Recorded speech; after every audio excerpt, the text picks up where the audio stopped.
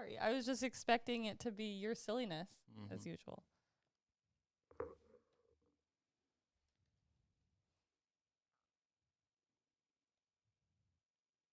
Bingo, bango. I believe we are 100% live. And folks, I apologize, but you just missed out on an interesting conversation that we had about a song I was singing, like I do, horribly so, but singing nonetheless. And I assumed he was singing making smiling faces, smiling. And she goes, I was listening to Aiden sing made-up words to Happy Birthday song to himself, and I was like, I know where he gets it. I was like, I was singing a real song with real words. So we just listened to the song on YouTube. It was educational for everyone involved. I had heard it, actually, but Ethan's version was a little bit harder to recognize. There it is. There it is. And I just make the assumption because of how silly lyrically you sing stuff sometimes that I'm just make the assumption that you're making it up. So. Well, good evening, everybody. We'd love to start with some check-ins. And while those check-ins are bopping through, we're going to give you just a little bit of an update. Miss Kelly updated the Bird Dog Bingo. And if you are a patron, you can get a bingo card. I just threw the link up there, so it should be right at the very top of the story. And the winner, the first bingo tonight, is that? I thought that was black. It's definitely not black. It's charcoal. It was charcoal. Ah, even better than black. It's charcoal. Cover up your face. It's not focusing. Sorry. Is it focusing? I can't tell if it's focusing because I can't see unless I cover up my face. There you go. There it is. Okay. Look at that. Just look at it. Will you just look at it? It says established 2012, which is when Standing Stone Kennels was established. It's Standing Stone. Cover your face again. There you go. And then at the very bottom, what were we? What are we there? Born to hunt, baby.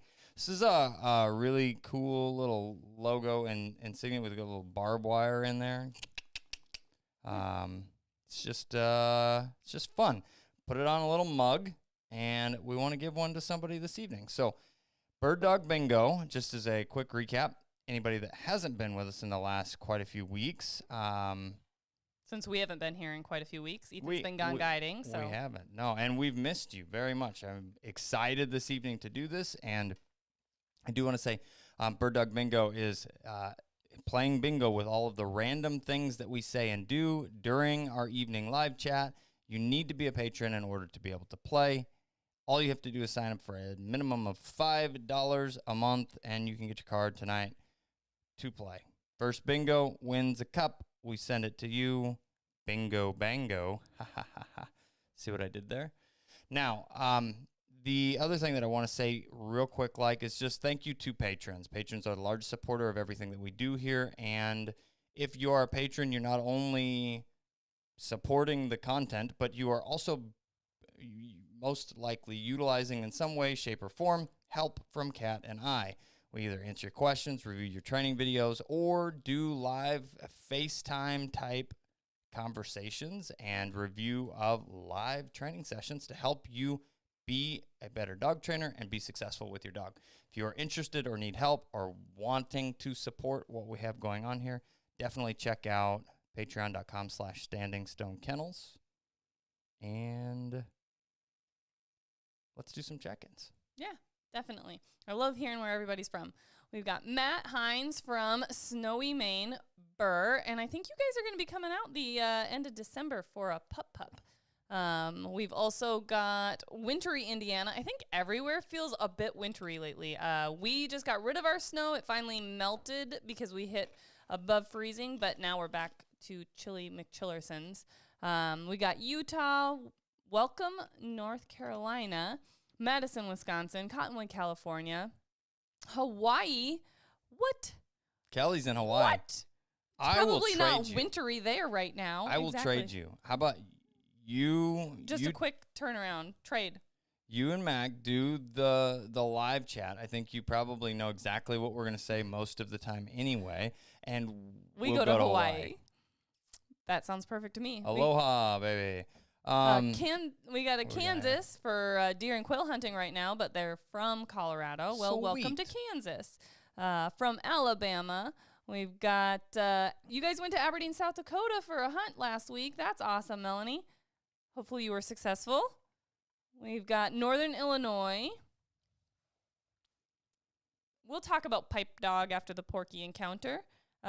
We've got checking in from Georgia, Washington, Minnesota, Arizona, and Southwestern Ontario, our first international check-in. Whoop, whoop. It's awesome. A few more people bopping in here. We started just a minute or two early, but ultimately, as Borderline advertised, which I didn't even look at, Dustin, our new videographer / video editor, helped get this one set up this evening, and he did put in... We're going to be talking about a few weeks of pheasant hunting, what comes the rest of the season. Great description. Thank you very much. Now, get out of here. Cancel. What were you going to say? Did I say something wrong? Did I do something wrong? No, I was just going to repeat now that we are actually after 7:30 because we did start a few minutes early. If you guys are new to our live streams or are just tuning in now, remember to get your bingo cards on patreon.com/Standing Stone Kennels to play Bird Dog Bingo with us tonight, because we will be giving away to the first bingo of the night this wonderful Yeti Rambler 20 ounce that says Standing Stone, established in 2012. So pretty cool stuff. It's in charcoal, goes with everything. I'm going to pin that link to the top just so that people have got it there. Fargo, North Dakota. I saw Fargo check in. Ooh, don't block anybody. All right, there you go. There you go. Central Florida, Tennessee, New Jersey, North Indiana for a pheasant hunt. Oh, nice. Whoop, whoop. Northwest Wisconsin, Grand Forks, North Dakota. Hey, that's where we went to college. Hey, Sue. Yeah. I mean, go Fighting Hawks. Whatever it is now. Awesome. Thank you guys for the check-ins.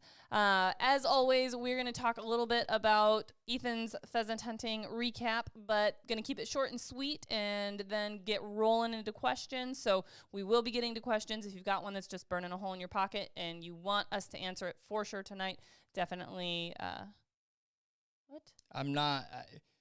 we had somebody check in from Wichita, Kansas, and I'm not going to pronounce the way he was. But we will say you're from what was it? Wichitassum. What? Wichitassum. I don't know. That doesn't sound right though. It was something like that.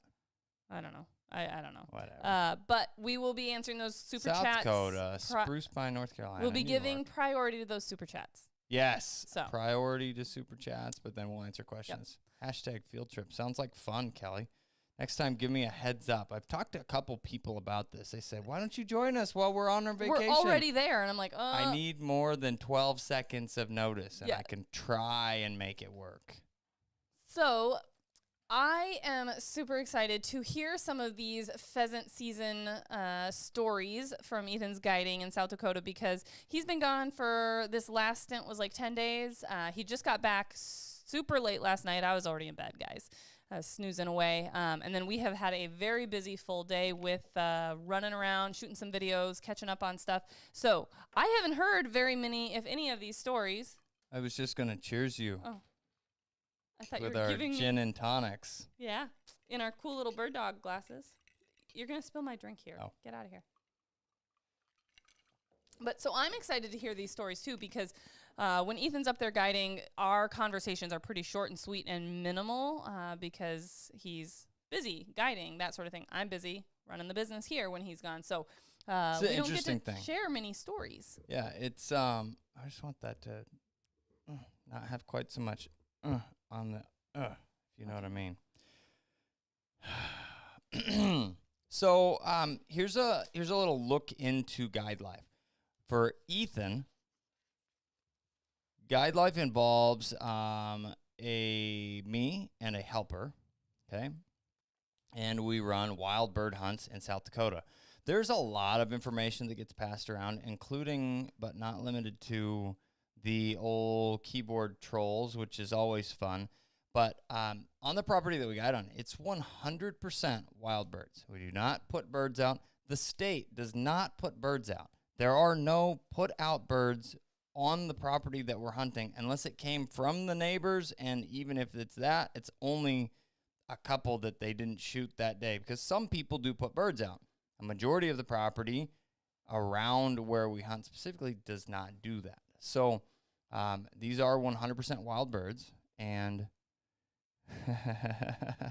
probably I am referring to myself in the third person.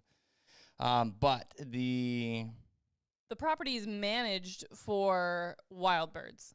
They specifically manage the property that you hunt on to have habitat for pheasants. Like there's some big parts that go along with this, right? You've got to have the proper habitat that gives optimal setup for the potential of nesting and breeding and all of those things. But then you also have to have rain at the right time and the right amount. The biggest thing that we've talked about, and I learned this more recently here, okay? I knew question number one. Oh, we'll just acknowledge that real quick. Thank you. Small contribution to a beautiful couple and a wonderful channel. Thank you so much for the super chat. We really appreciate it.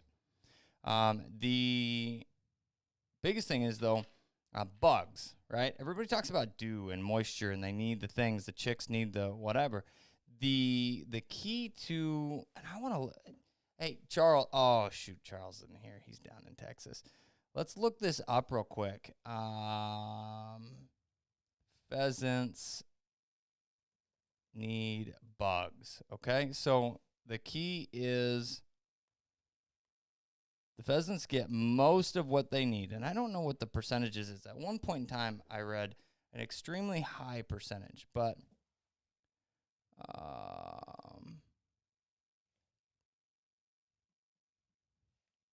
let's look this up here. Pheasant chicks eating bugs. Let's see. What do pheasant chicks eat? A complete guide. Insect. Where do you see that one? Oh, right here? There, yeah. Okay. So they eat bugs. Now, what I wanted to find out was they actually get, the statistics I heard is they pretty much only eat bugs, okay? They get most of their... We're talking about crop milk. Interesting. From their mamas. So they get crop milk, which helps with immunity issues. 4 to 5 days of weaning, moving into bugs and more bugs, mealworms. This is like raising pheasants. This isn't helpful. It was the first Google hit, right? Yeah. I mean.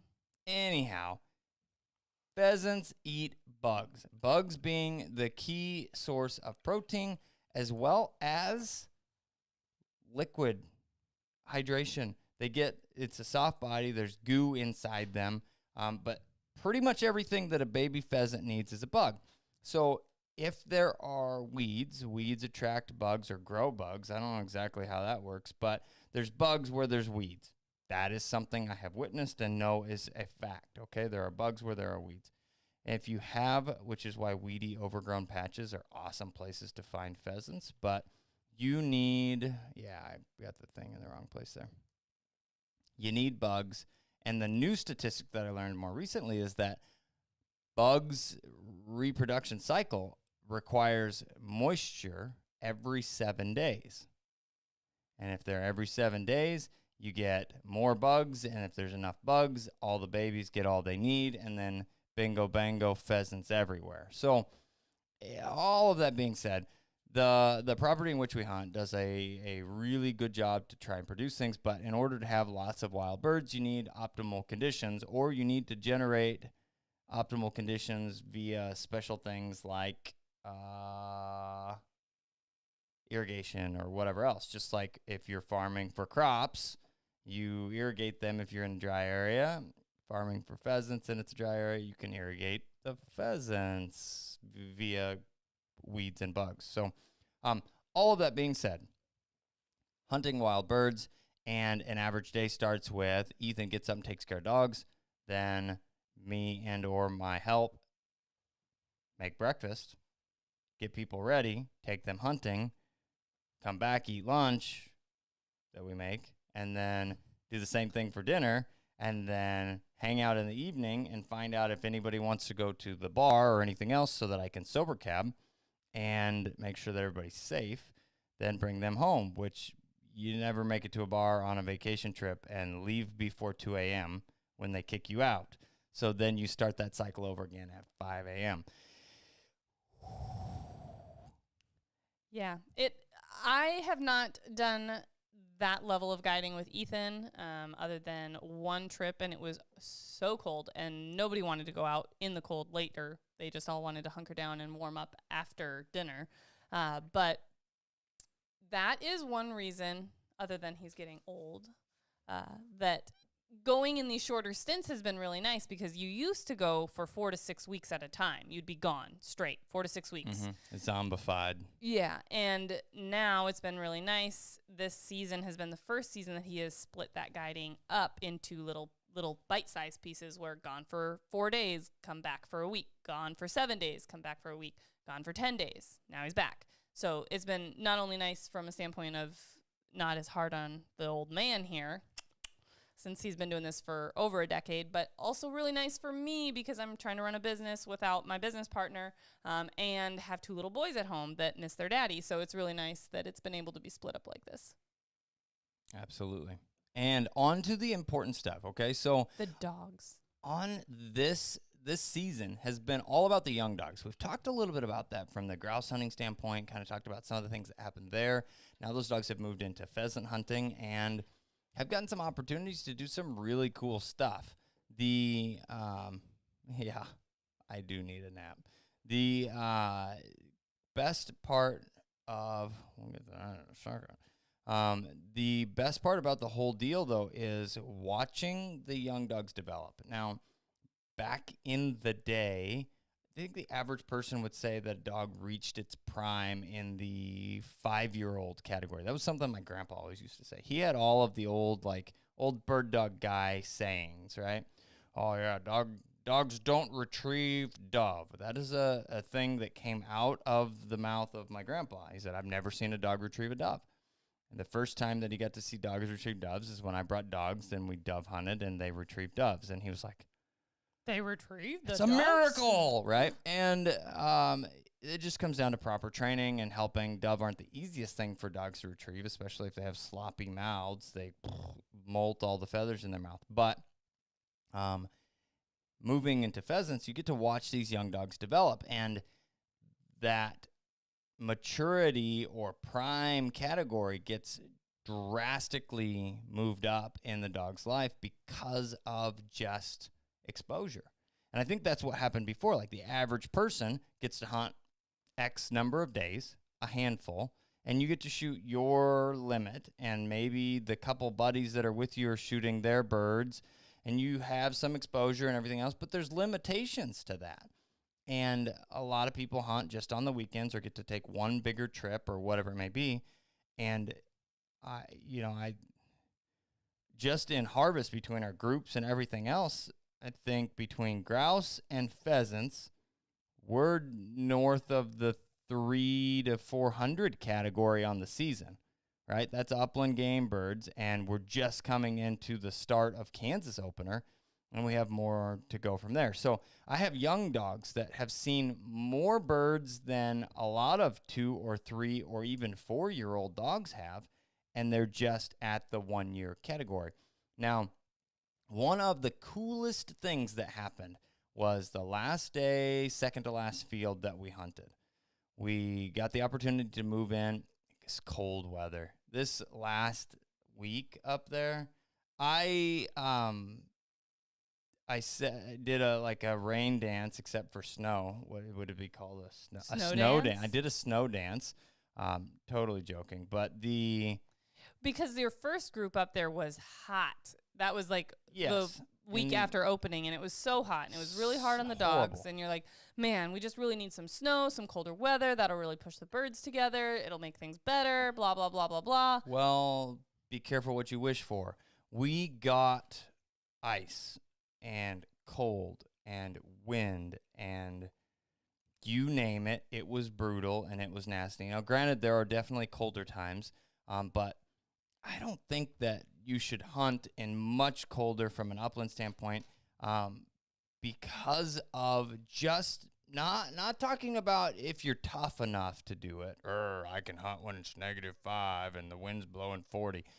I don't care how tough you are. It's not safe. I mean, especially when I've got a group of large people a large group of people that are normal sized, and they, I don't know. I'm sorry.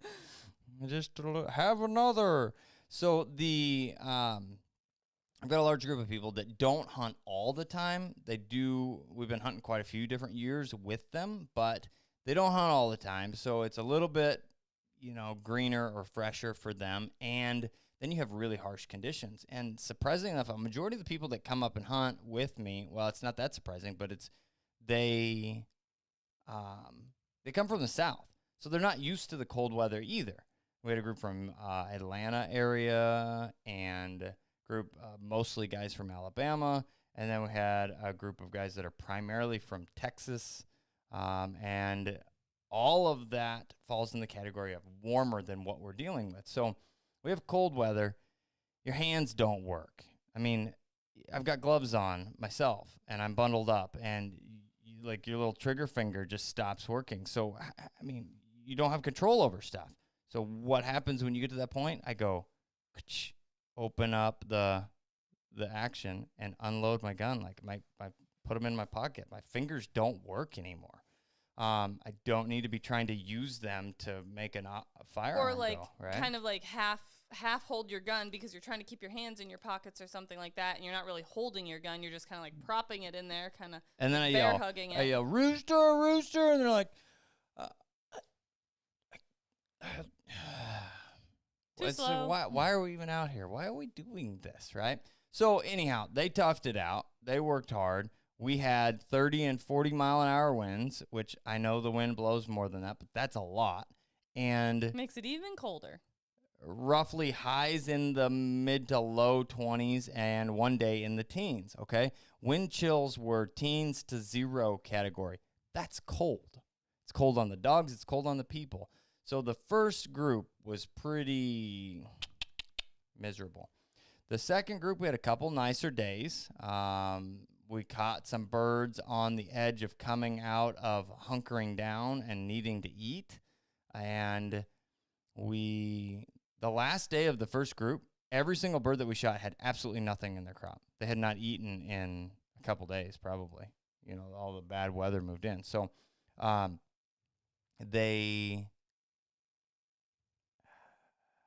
don't know, whatever. We're on this last day. Weather turned off. Bad again. We had a couple nice days, then another bad day. Pushes the birds into thicker cover, bunches them up even more. We hit this little cattail pocket spot around a pond. We push out a bunch of birds, and then they fly through the shelter belt. Kind of a shelter belt would be like a tree row, and there's grass on the other side. There's warm season grasses, and then there were cool season grasses, and they flew all the way through and landed all the way out into that. Well, we made a loop up through around the trees, and we took the trees because I thought they might have stopped at the actual trees or just beyond. That is not the case.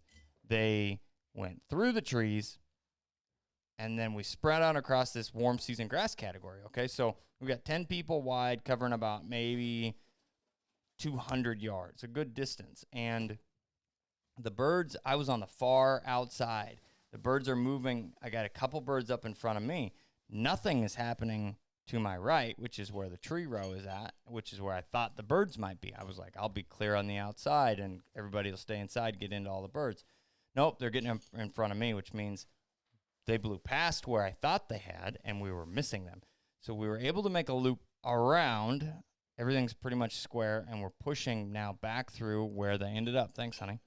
And this is the pivotal moment. There it is in Puppy Shock's development here. Okay, and let's be real here, guys. Puppy Shock she's not a puppy anymore, but she will always have the name Puppy Shock. She's Puppy Shock. She's a super, super cool little dog, and she's done some nice things. I've got a whole bunch of Puppy Shock stories because she got to hunt a lot with these last couple groups. We get in this area, though, and Richard, my help on this, had 2 dogs on the ground. I had 3 dogs on the ground, and we're moving through this area that's maybe 50 yards wide, and the dogs are birdie. They're instantly like trying to point and creeping and pointing and creeping and pointing and creeping and pointing, and then boom, one locks up, and then boom, boom, boom, boom, boom. I've got 5 dogs pointing and backing on one bird. There it goes, hen. Then they move on, and they're all spread out, and they're going everywhere, and you can see birdiness, and then they move on, and they're just, and in that run, I think we pointed and moved almost 30-ish birds, every single one of them hens, which is awesome for reproduction later. But I think Shock pointed 6 or 8 and started hitting backs intensely. You know, a lot of times they're young and they kind of know what's going on, but they don't really want to do it. But everybody was solid, and I got to see Puppy Shock move out of the Puppy Shock category into Senior Shock. Bird dog shock. Bird dog shock. It was cool. It was very, very, very cool to watch. And it's one of those that if my fingers had worked, I'd have been videoing it because it was so cool. But she pointed, and then she backed, and then she got another opportunity, and she's pinned down. You just watch her slam. And then there's the bird, and it gets up. She was so steady, and she did all of the things, and it all looked perfect. And it was just like, you just became a man, you know, like, I mean, that's what happened there from a bird dog standpoint. You just became a bird dog, exactly. Yes, you just became a bird dog. You've had experiences, you've retrieved birds, you've kind of pointed and handled a few things and kind of tracked and kind of did kind of that. You were green. She was green before. She had an understanding. She was doing the things, stuff, yeah. Not messing anything up, but she figured it out. And in that half-a-mile walk, she pointed a ton of birds and backed and did everything, and it was just insane. It was just insane. Had you been there and you watched that and you didn't get chills and go, bird dogs are the coolest thing that I have ever seen in my entire life, the game isn't for you. Move on. You're done. I mean, that is it. It was so cool to watch. And, you know, to have dogs that are that good. I had Vex, which is a senior dog, right? And then I had Deacon, who is a muddy hatch puppy. Yep, muddy hatch puppy, who's also a senior. He did a fantastic job. One of the guys from Alabama owns him, and then I've got Puppy Shock, the greenhorn of the bunch, and she pointed I think she pointed more dogs than any other of the 5 dogs on the ground, which is saying something because there was some experience there, and it was just super, super cool to watch. And it's those moments that, you know, I mean, that's coming out of 5 days. This is day 6 of some of the least enjoyable hunting from just a sheer weather standpoint that I have had in nearly a decade. I mean, the last time that I was that cold and that miserable was the time I was guiding. For that many days, though, I'm saying, was when you came up with and me. Guided. So the one time that I got to be his helper and be his guide help, was the coldest, most miserable hunting I had ever done in my life. I did not prepare for it, so I didn't have insulated boots, just my regular hiking boots. I literally felt like my toes were rolling around, broken off in the bottom of my boots. They do that. They come back, though. They come back. It was brutal. Somebody asked, how old is Puppy Shock now? She's a year and a half now, so. Yep. So now, and I would categorize what I see out of her as moving into the category of, like, next season will be prime, and she will be just over 2 years old. She will have done the things, and she got to make a liar out of me on this trip. Okay, so. Ooh, I want to hear this one. Or I guess not make a liar out of me, but I didn't believe her, and it cost me. All right, so with trust your dog. Yes, with this group, they were short a person, so I got to carry a gun and help, and which doesn't happen all that often. I usually just run dogs, but walking on the outside of the shelter belt, there's a little pocket, and it's interesting because we talk about, and I try to educate guys that come up and hunt with me on how to hunt pheasants, at least how I hunt pheasants, and learning where they're going to go and what they're going to do. And this is something that I'm interested in. I'm going to throw this up here. It's a simple, let's see here.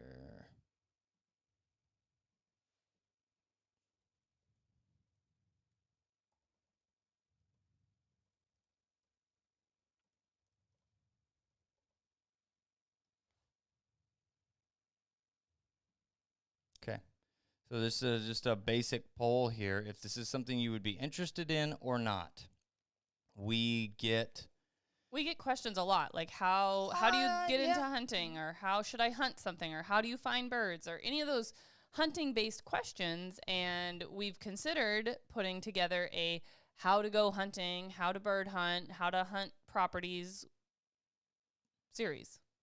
Yes, and that's what I try and do with the folks that I do hunt with, that I'm guiding their groups. I'm pointing out, like, this right here is something that looks like where a bird would be, or where a bird would try and blow out or escape ahead of us.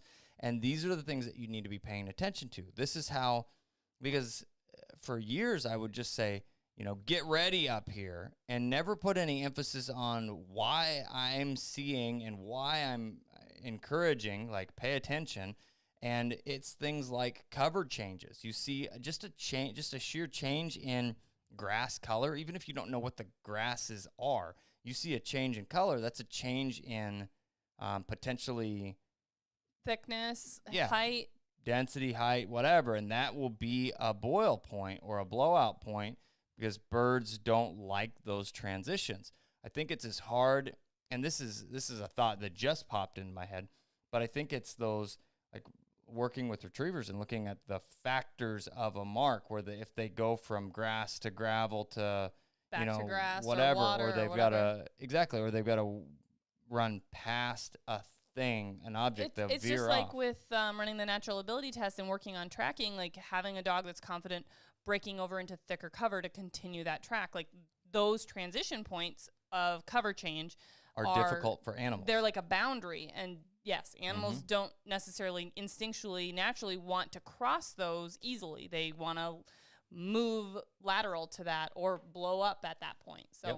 Makes and that's sense. That's what I see out of pheasants. So I'm trying to explain to guys, like, that's a spot. If you see something like that right there, this is where you should maybe make a move or pay attention or do whatever it may be, right?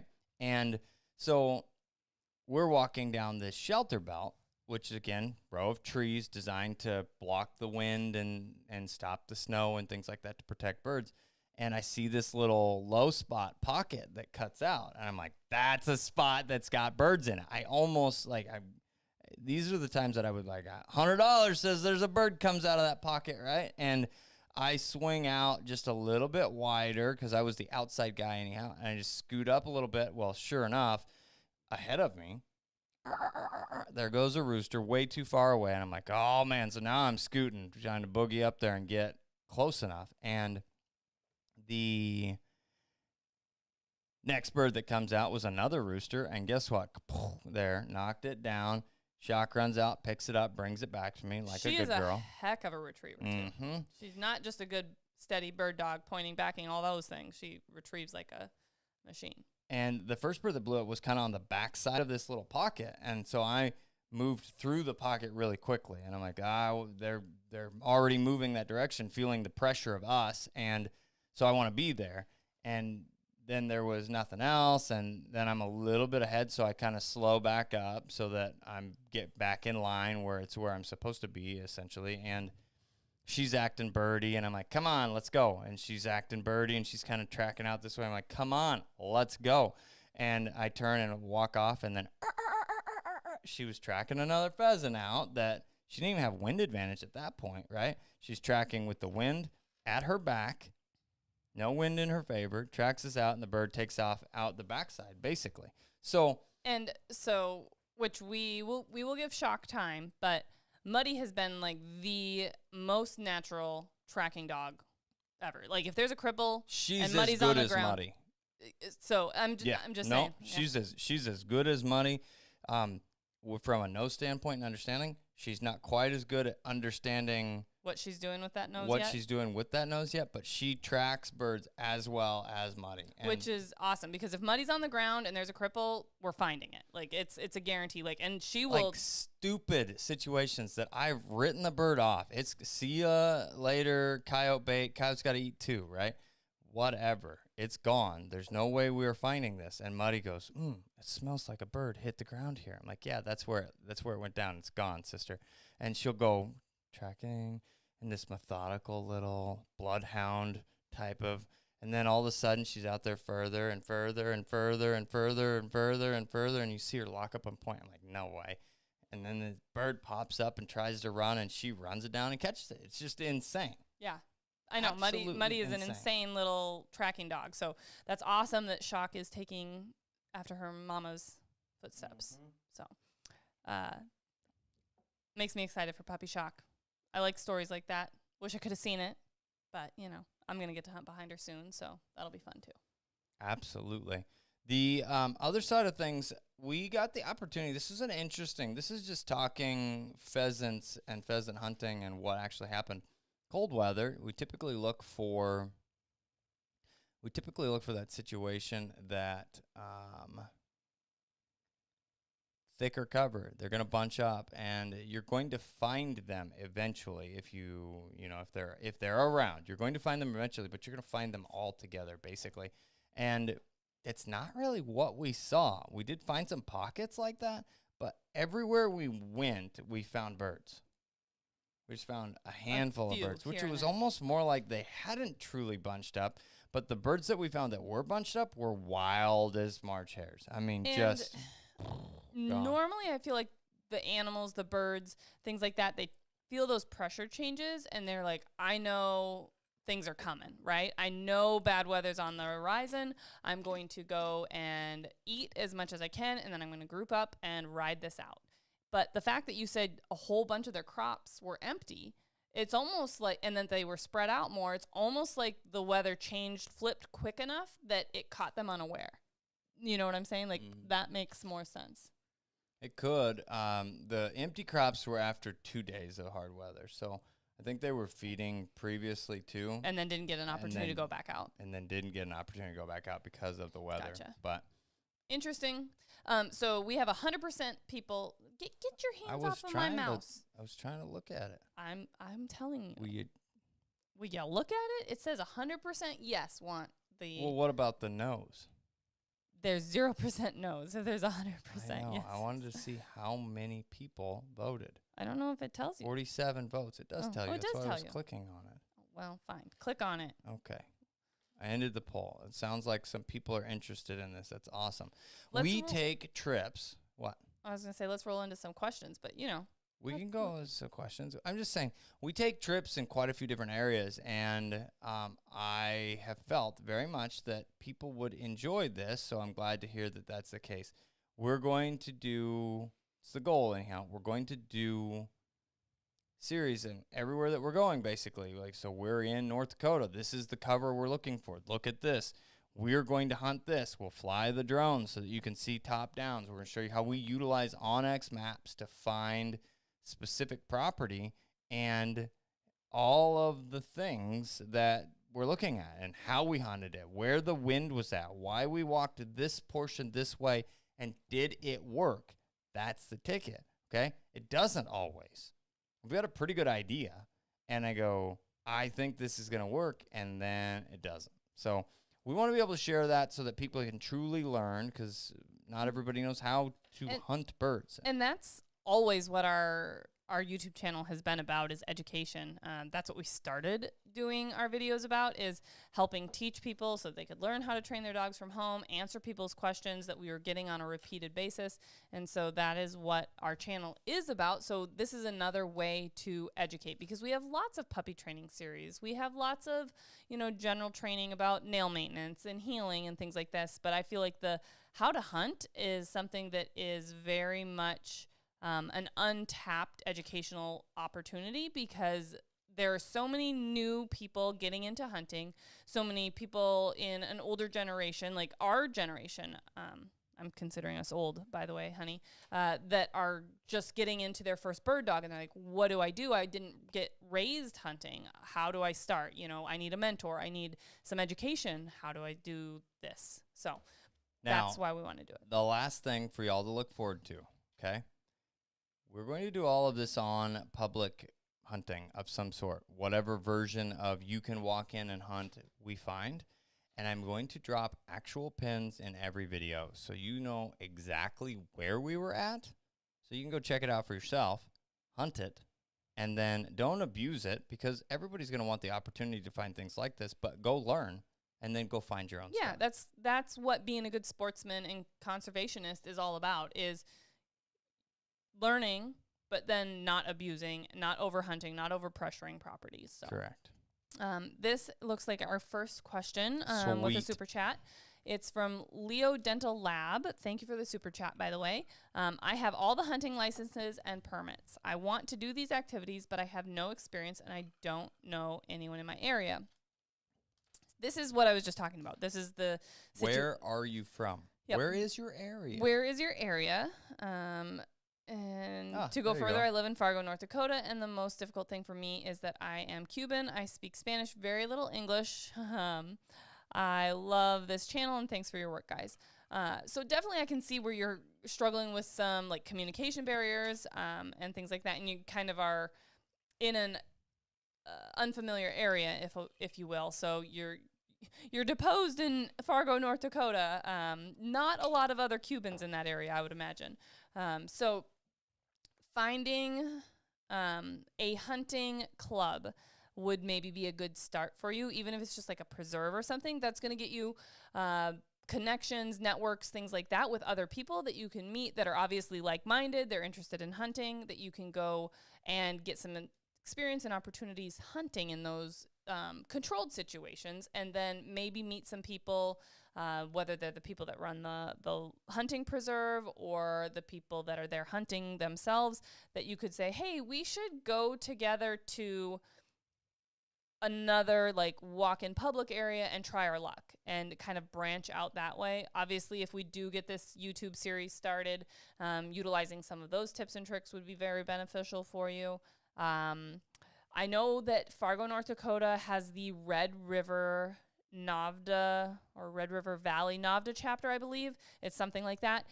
So I don't know if you have a dog, but if you have a dog, you're planning on getting a dog and doing any training, that chapter has a lot of great people in it that you could reach out to. Again, like-minded people that care a lot about bird dogs and training their dogs and going hunting with their dogs, that you can network with in a sense of, hey, let's train together and then let's hunt together.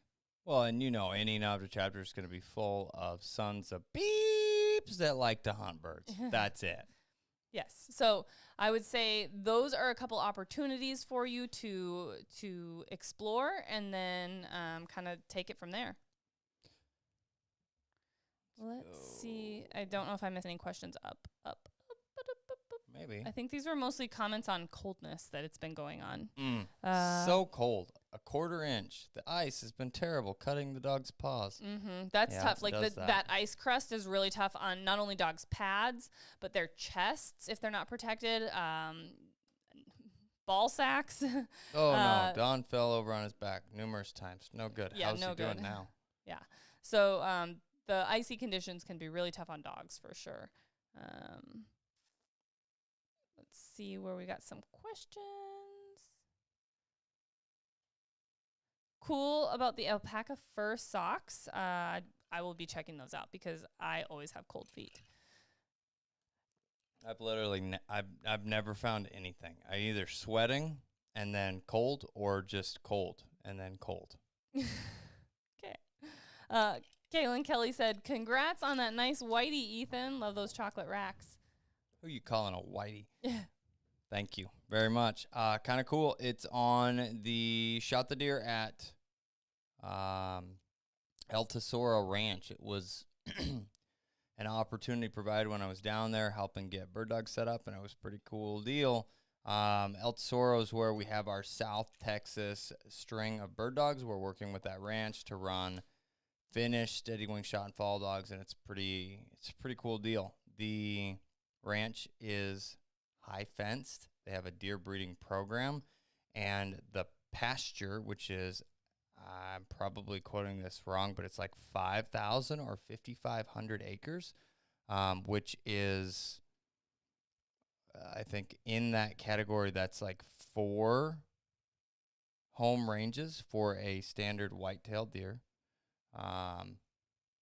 They have slow release type things. So the deer are as wild as you can get inside of a high fence. They have just boosted genetics. They don't dump out a 160 to 260 inch buck and you shoot it that day. It's deer born and raised. No, deer born and raised there. They just are inside of a fence to keep the genetic pool stronger, if you will. So cool. It was cool. It was very cool. Really cool. And we already had some venison. Enjoyed that. Mm-hmm. I love venison, so that was, we hadn't had any for a while because Ethan has been too busy to go hunting, so this was a really nice treat. Evan Chamber, I'm not 100% sure exactly what your question is, but it says, will other dogs stop as soon as a GSP locks on point? So backing is a natural ability. Some dogs are much more natural about backing than others. It can be a taught behavior through formal woe training and backing drills. We actually have some other videos on showing how to set up these backing drills for dogs so they understand, like, hey, a dog on point means there's a bird there. Let's make that association for them. But dogs can naturally already back. That basically you just take them hunting and they do it. We have not done any specific backing drills or anything like that with Puppy Shock. She just does it naturally. All natural, baby. Ethan's favorite saying when people say, how do I teach my dog to back? Breeding. It's genetic. So definitely a dog that is genetically disposed to back is going to back. So we had another super chat, it looked like. Yep, let me see where that one. Rifleman. We gotta see. So Rifleman, I see your super chat. Oh, it's just a happy face. Okay. Well, thank you. But if you have a question, pop that in there so that we can answer it for you. I don't see it. Oh, here's another one. Mm-hmm. Did I miss that? Anything else? Nope. Yep. Okay. So next one is from Lone Star Steph. Love you guys. Be well, family. Thanks for all that you do for the canine community. Big ups. Oh, thank you. Well, thank you very much. Cleo and Aura, thank you so much for the super chat. Also, thank you, Rifleman. It looks like you're just giving us a happy smiley face emoji thing for a super chat. We appreciate you too. Guillermo, I'm going to butcher this one, guys. Amzuka? Sorry. You try it. Nope. Sorry. I'm struggling with my puppy when I take him hunting. He runs chasing Tweety birds and he tips. So he needs to understand his job. That's just a puppy that is exuberant, excited, willing to hunt, but doesn't know what he's out there and trying to do and what his purpose is. So he needs more opportunities for training exposure on birds so that you can say, hey, look, we are out here searching, hunting. Our goal is to find game birds. So setting up some specific drills where you've got planted birds, birds in launchers. Speaking of launchers, we just got a shipment from DT Systems of bird launchers. So they're kind of like hotcakes. They fly off the shelves really quickly. We just got a shipment and over half of them are gone. Yes, so they won't last long. I would imagine through Black Friday at the most. So if you guys are in the market for bird launchers, we have them in stock right now. Probably not for much longer, but utilizing bird launchers so that it's a very controlled situation. You know specifically where your birds are. You can take your puppy into that scent cone and reward them so that you can teach them, hey, we're out here looking purposely for birds, for game birds, not just chasing Tweety birds, pointing mice, things like that. Did we have a bingo? Ooh. We talked about that one. Did you look at that? I'm looking. Yep, we just did that. Yeah, somebody has a bingo. They need to announce that stuff. What's the last super one? Chat. Oh, super chat. Yeah, lots of people playing tonight. Looks like we have a winner. Winner, chicken dinner, and a Yeti Standing Stone mug. I just need to make We sure just that need to there's know who you somebody are. here playing. Yeah. Anybody say bingo? Oh, there it is. Woo! Whoop, whoop. Send us your bingo card info on Patreon and your mailing info, and we will get you this really cool Yeti mug sent out. Rock and roll. Caleb Walker. Yep, send the message on Patreon. And we'll get the mug sent out to you tomorrow. All right, where is another question? We've got time for a few more here. So, Avzal Wardug, my GSP T-Rex mouth, who is 3.5 years old, is it still possible to make him a softer mouth retriever? Yes. But most likely with 3.5 years of conditioning, sloppy, bad, hard mouth behaviors, you are going to need to do a formal trained retrieve process. So It'll that you be tougher than a young puppy, but it's doable. It's 100% doable and trainable. It's just absolutely. Typically, when we get a dog in for training that's more of a blank slate, we're just working with what their natural retrieving instinct is, somewhere around that year to maybe 1.5 mark. Yeah. We're looking at a 6 to 8 week process for the trained retrieve in and of itself. I would say with a 3.5-year-old that is a T-Rex mouth, that you're probably looking at 8+ weeks to make sure that that is truly fixed and conditioned properly and can be applied to multiple retrieving scenarios in the field, in retrieving drills, all of that. So the ticket's going to be lots of conditioning in this situation. We got to make sure that we can work past it. Yeah.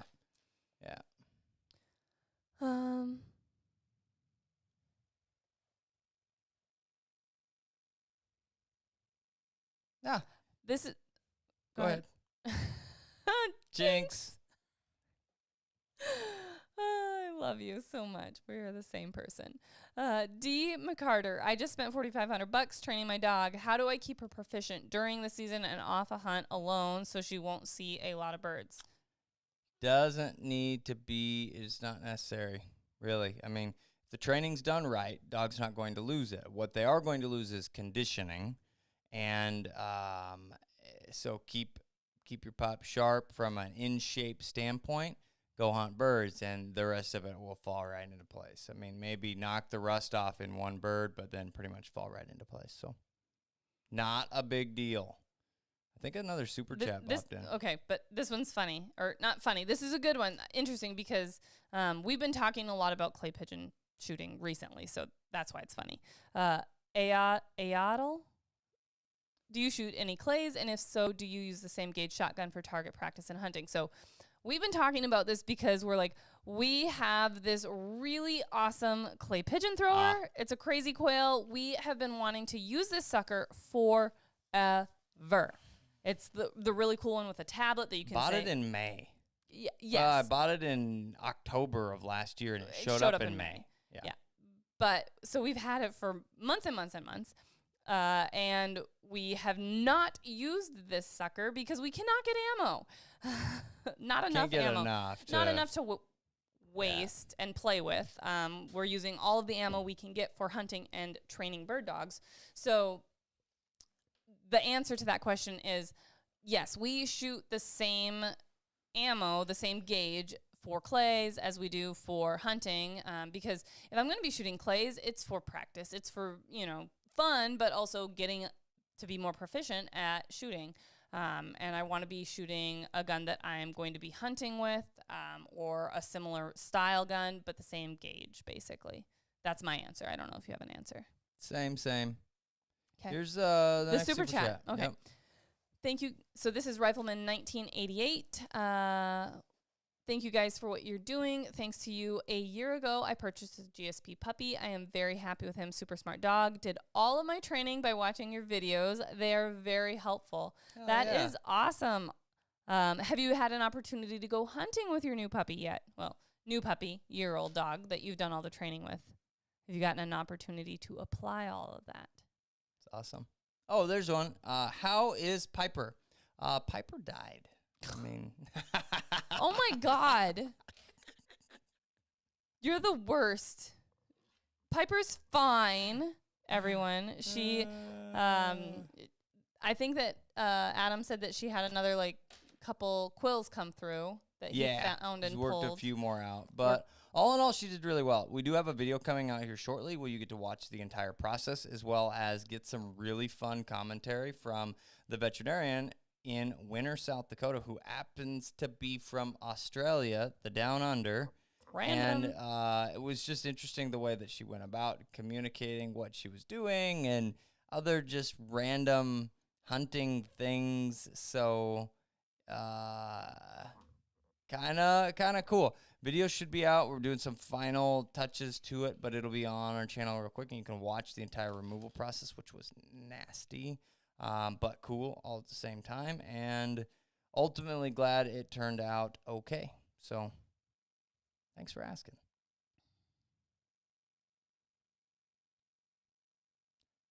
There's a question. It says, pigeon coop setup. Oh, I knew you were going to answer that one. Oh, I totally knew it. Pigeons. For anybody that doesn't have Kat rolls her eyes that Ethan checked off yet, there it was twice in a 3-second window.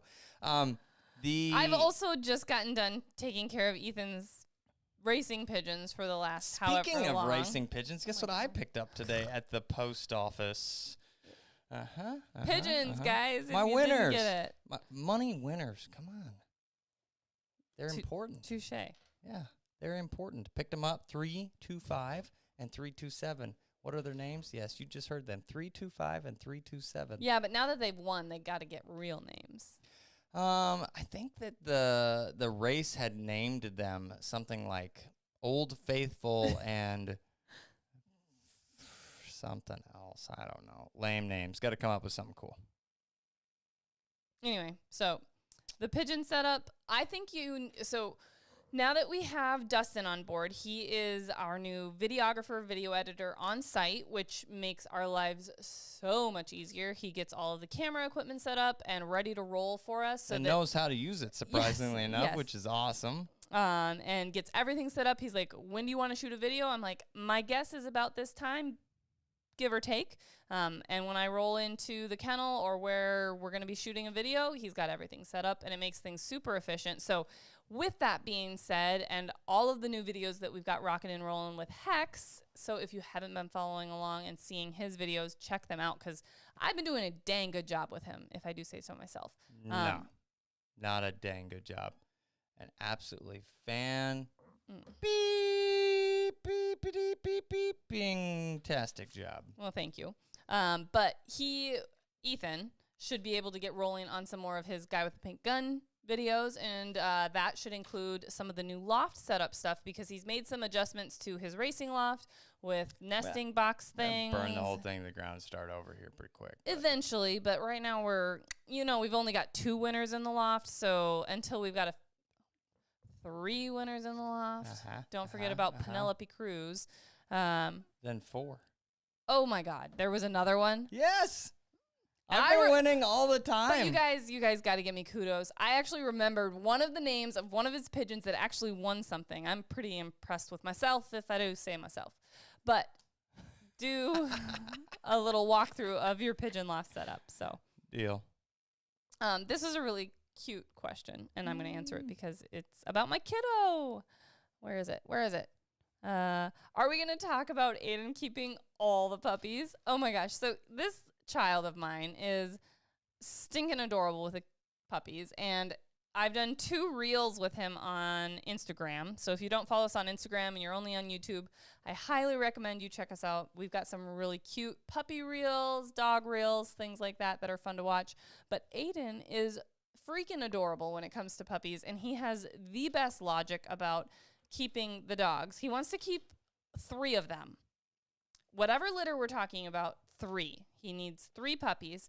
And if they love them, or if they love him, we're going to keep them. Yes. So I'm like, well, this is very interesting puppy picking process that you've got figured out there, my son. But we did keep one of the puppies from the first litter that he requested we keep a puppy from, and that's Hex. He requested we keep a puppy from the Lily Vex litter. Unfortunately, we're not going to be able to keep a puppy from that litter, but a good friend and Lily's owner, Robert, is going to be keeping a puppy from that litter. So that'll be awesome. I'm super excited to see these puppies because they are the chillest, little cutest, fuzzy little fur balls that I've ever seen. I'm so excited for them. And then we will be keeping a puppy from our Quest Vex litter because that's the line breeding on Vex breeding that we are very interested in evaluating. So we definitely have to keep a puppy from that. So Aiden has not started putting in dibs on any of those puppies yet. They're only a few days old, so I'm sure at some point that he will be picking his favorites, or the puppies will be picking him as their favorites, or whatever the situation may be. Absolutely. Got another super chat there. Okay, cool. From Rifleman 1988, we did our first hunt last weekend. It was great. We have a little struggle here and there. It's like a puzzle with the little pieces. One day it will all come together.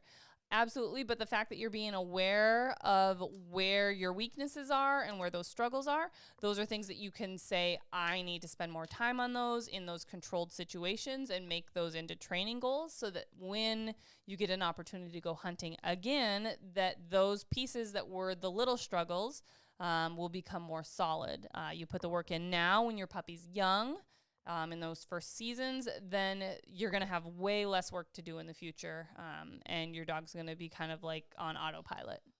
So thank you again for the next super chat.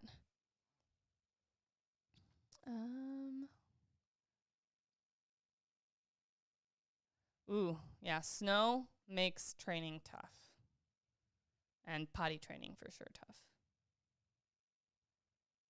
When we used to train dogs in Minnesota, we Brr. would stomp out holes in the snow to set bird launchers in to hide them because there was no cover left.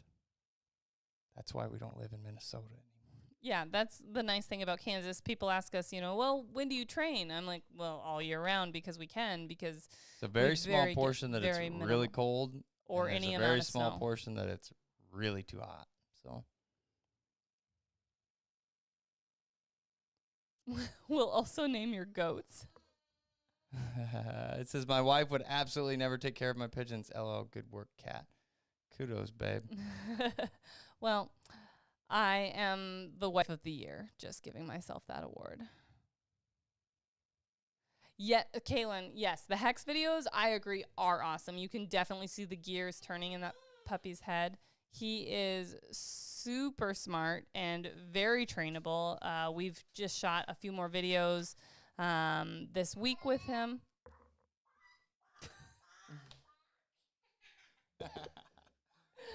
I don't know what he's barking at, but he's having fun. Aiden's watching his little YouTube time right now while we're on our live stream, and he's over there either barking or barking like a chicken. Oh, bless his little heart. I love him. And he puts up with our live streams every Wednesday. Well, every Wednesday that we can do them. So that's awesome. I have no idea what question I was even reading or answering. I don't know. It's last but not least, folks. I think we have come to the end of what we've got left with us tonight. For tonight. Will we be seeing any more lab puppies at SSK? Well, this is kind of a fun one, and for the folks that are still here. Ooh, I want to talk about it. Okay, well, go. you talk then. No, you talk. You talk first, after you, and then I've got one more last thing to say. So we just started the online courses live for 2 months. That's what I was gonna say. Go for it. Fine. And we will be putting together the retriever version of that, which include retrieving and flushing instead of pointing and retrieving. And it will be awesome. And then we will be, at some point in time, I don't have a date yet. I don't know. We've got a lot of short hairs to develop here with the South Texas program for El Tesoro. So we're working on that right now. But then we will have another Labrador here in the future. And we'll most likely be getting that from El Lone Duck. And I hope that, for my sake, it's a little Quinn puppy, because Quinn is awesome. Yeah, and we do have the opportunity to train, not for ourselves, but for Dr. Peter Armstrong, DVM, a little lone duck Sam puppy. Ooh, from the Sam Chaos litter that we actually whelped here at the kennel. So it was a really cool collaborative effort all together, and we're going to get Peter's puppy back in for training, and when he's old enough, obviously, he's just a little nugget right now. So we're really excited about that opportunity. Maybe a few puppy lab videos in the making when he's here with us. And what was that puppy's name? Rev. I was waiting for it. Rev. Yeah. I So knew it was something. something cool. Rev is a really fun name. So And what it is like lone ducks. I don't know the registered name. He said something like lone ducks praying for Bob, I think. Poor Bob. Anyway. Alrighty, folks. Loved it. Had a blast chatting with you this evening. And Congratulations on the bingo winner for tonight. And We'll for be all getting of the this set questions that are coming out, will these be available for purchase at this point? No. They're going to be special bingo bangos. We may be able to work something out in the future, but at this point, they are limited run. And no, they will not be available except for special giveaways on evenings like this, or if we just like you a whole lot, which there's a pretty short list of those people. Totally kidding. All said and done, I'm the guy with the pink gun. I'm Kat